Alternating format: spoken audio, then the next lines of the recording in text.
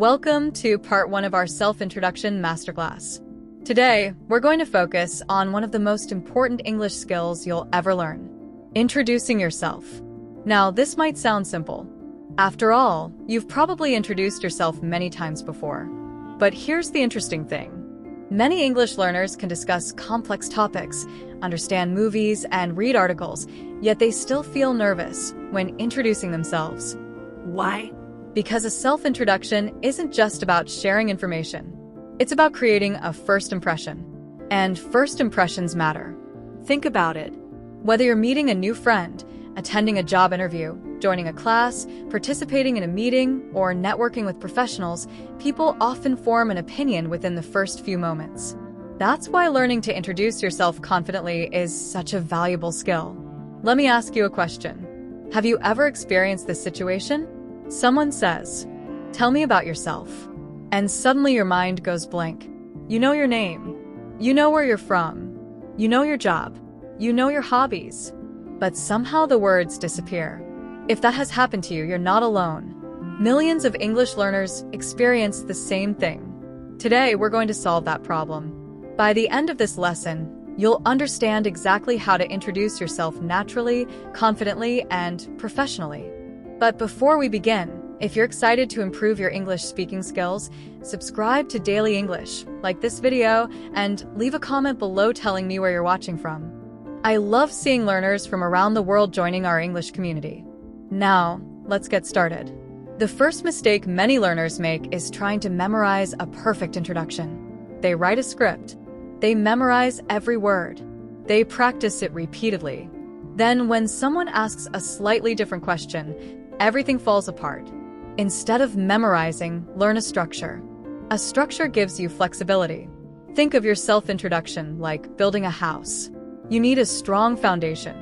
Once you have the foundation, you can add details whenever necessary. A strong self-introduction usually includes 5 elements: your name, your location, your work or studies, your interests, your goals. Let's see how this works. Daniel says, "Hi, my name is Daniel. I'm from Nairobi, Kenya. I work as a graphic designer for a marketing company. In my free time, I enjoy photography and hiking. Currently, I'm working on improving my leadership skills and growing my career." Simple, natural, professional, and easy to remember. Notice something important. Daniel isn't using difficult vocabulary. He's simply communicating clearly. That's exactly what you should do. Now, let's talk about confidence. Many learners believe confidence comes from speaking perfect English. Actually, confidence comes from preparation. When you know what you're going to say, you feel more relaxed. That's why creating your own introduction framework is so important. Let's build one together. Start with your name. Instead of only saying, "My name is Sarah," you can say, "Hi everyone, my name is Sarah. It's great to meet you." Already, you sound warmer and more engaging. Next, talk about where you're from. For example, "I'm originally from Addis Ababa, but I currently live in Hawassa." Or, "I was born in Mumbai and have lived there most of my life." These details help create connection. People are naturally interested in places and backgrounds. Now, let's move to education or profession. You might say, "I'm currently studying business administration at university." Or, "I work as an accountant for a logistics company." Or, "I'm a teacher with several years of experience in language education." Remember, you don't need to impress people. You simply need to inform them. Clarity is more important than complexity. Now, let's discuss interests. This is where many introductions become more personal and memorable. Imagine these 2 introductions. The first person says, "I like sports." The second person says, "I'm passionate about long-distance running. I started training a few years ago, and I've completed several local races." Which introduction is more memorable? The second one. Specific details create stronger connections. Instead of saying, "I like music," try, "I enjoy listening to jazz music, especially while reading or working."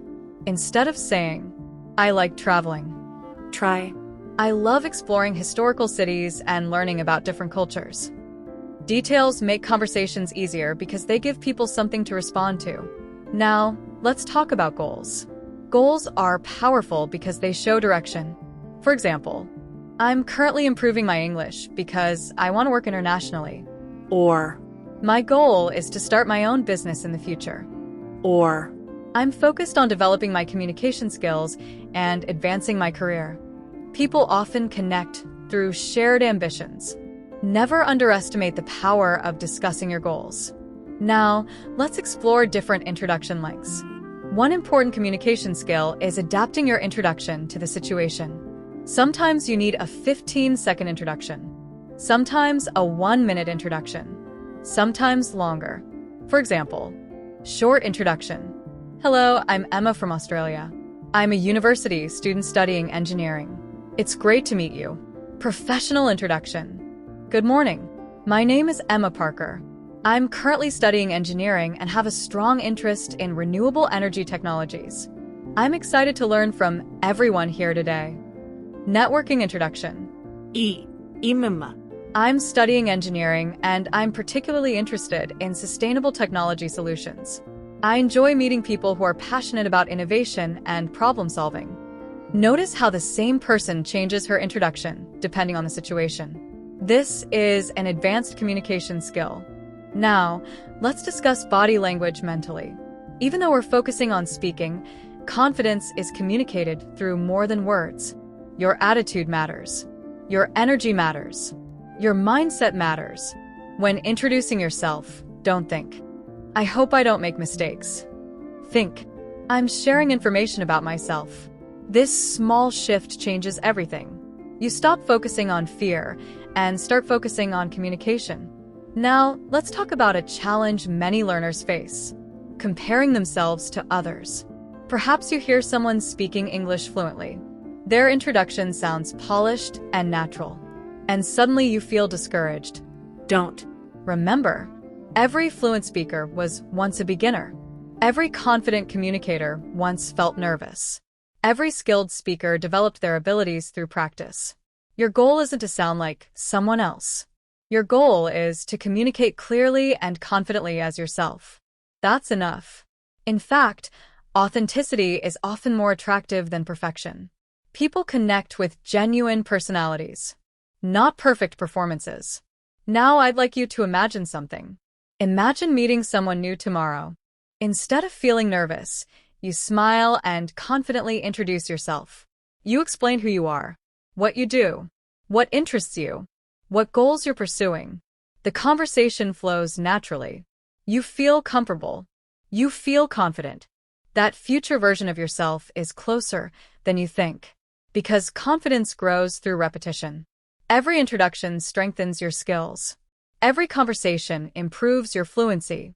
Every opportunity helps you grow. Before we finish part 1, I want you to complete a simple challenge. Create your own introduction using these 5 elements: your name, your location, your work or studies, your interests, your goals. Keep it simple. Keep it natural. Most importantly, make it personal, because nobody else has your story. Nobody else has your experiences. And nobody else can introduce themselves exactly the way you can.